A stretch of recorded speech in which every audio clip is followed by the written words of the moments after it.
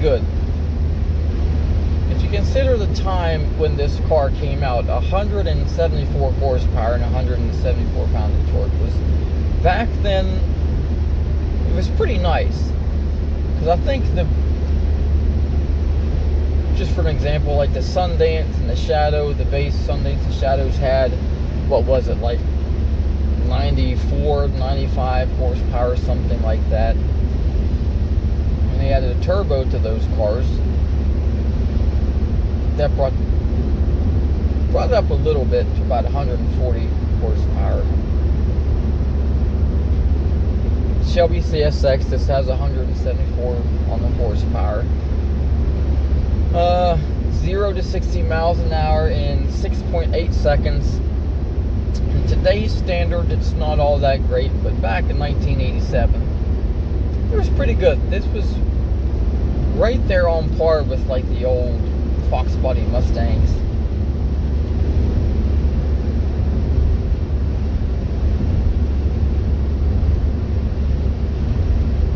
In fact, I think this car could probably even outrun those 1987 Mustangs.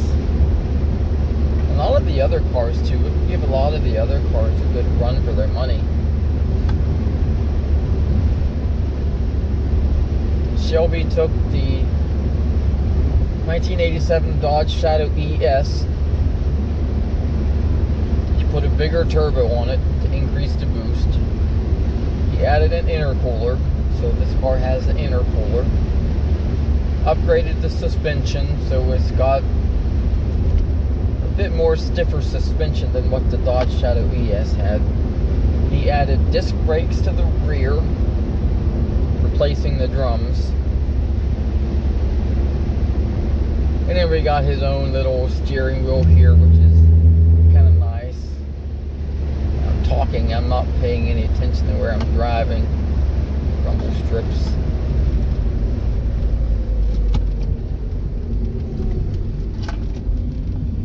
Let's go ahead up underneath it here. We'll get turned around, go back up the road.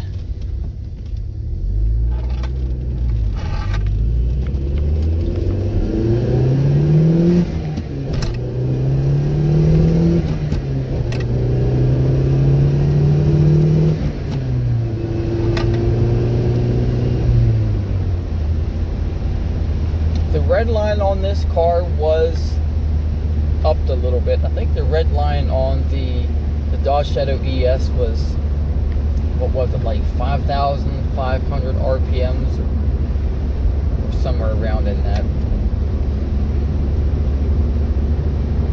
Shelby CSX can go up to 6,500 RPMs, so it came up a little bit.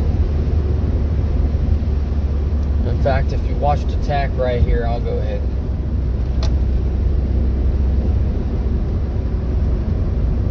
And let me go ahead and pull off here. I'll give it a good pull.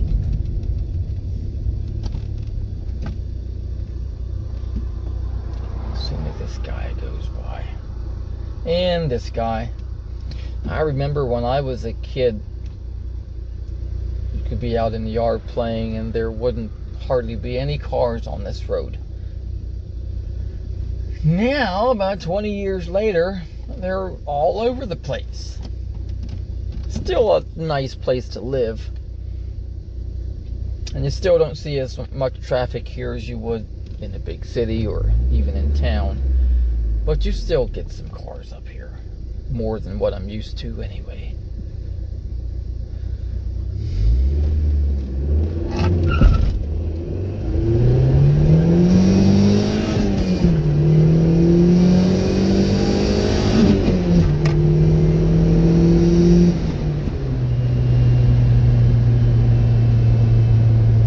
Bad little car, 33 years old. When Shelby built this car, he claimed the motor to be bulletproof. I don't know about bulletproof, but it's supposed to be a really well-built engine, even with the turbo. This car has 68,559 miles on it, which is pretty good. 33 years old and under 70,000 miles. That's pretty good. The car was garage kept, so there's no rust at all on this car. No, wait, I take that back. There is some rust if you take out the spare tire and the spare tire well storage place, whatever you want to call it. There is some rust in there. It needs to be cleaned out. Not too big of a deal, but as far as the underbody goes, there's no rust at all on this car.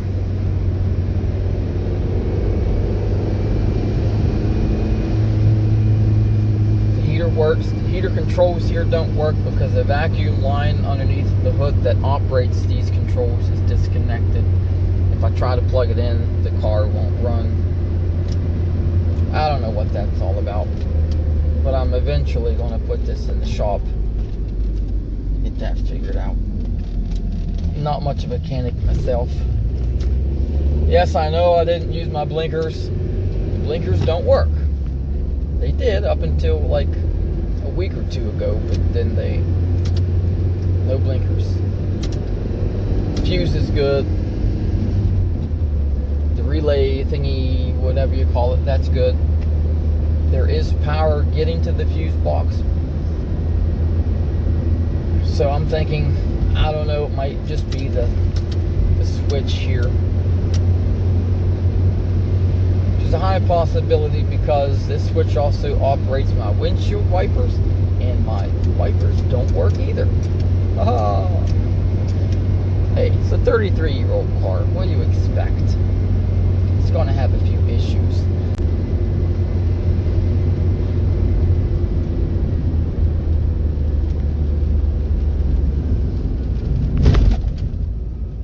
Because of the tight suspension. It is a little bouncy. If you get a bump, the car seems to want to skip a little bit.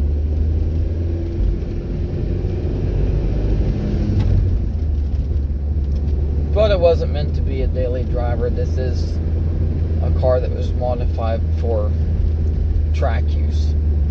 So the tight suspension, it's just something we gotta live with. But it's not bad.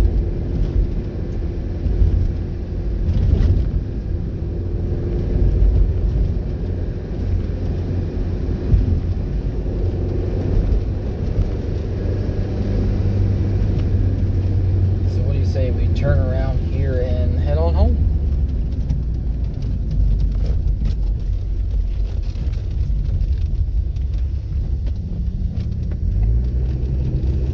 Probably hear that axle clicking. I bought a new axle. It's supposed to go into the shop next week to get that axle fixed. The CV boot cracked. It just needs replaced.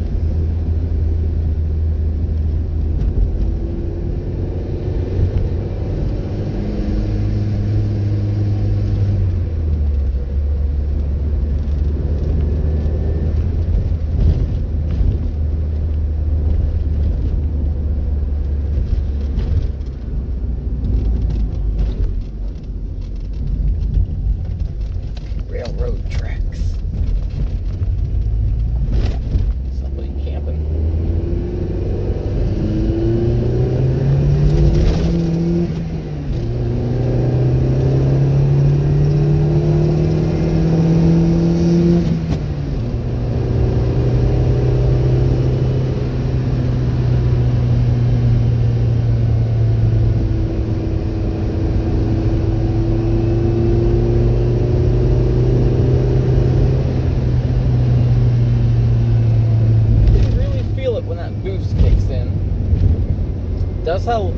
Does have a little bit of torque steer, especially in like first and second gears. Once that boost kicks in, the steering wheel wants to twist you around.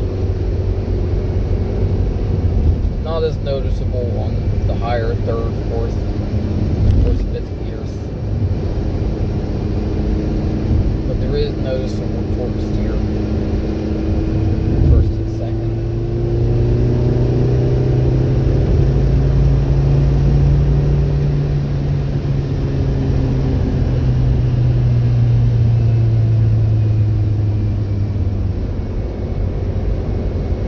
Slow down there, buddy.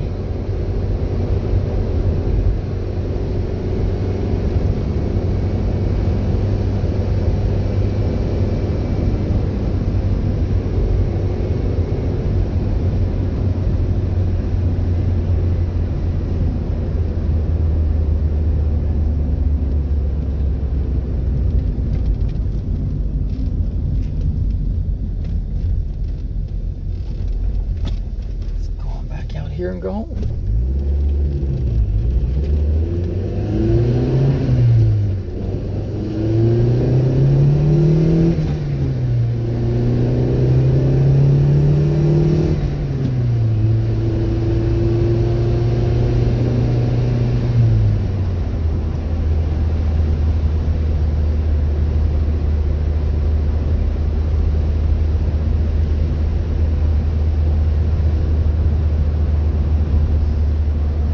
You can definitely tell that Shelby had his hand on this car, though. It does handle really well.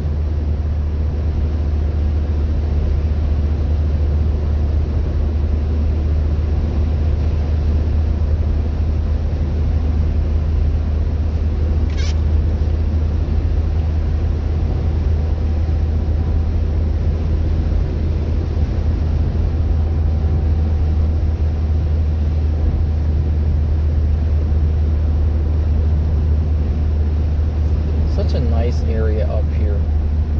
I love all the trees. Lots of trees.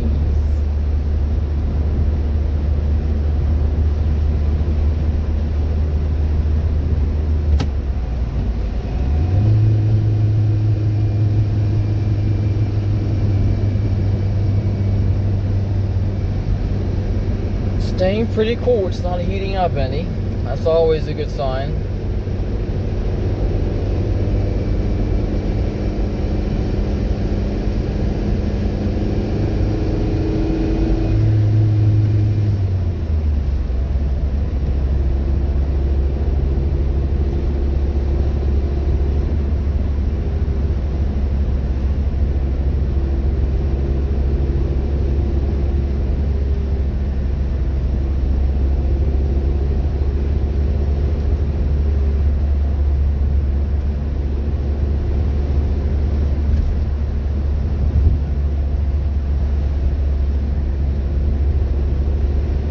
Starting to get hot in here.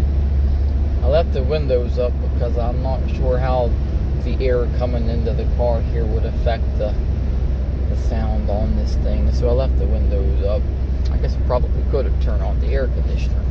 It does kind of half work. But we're home. No turn signal.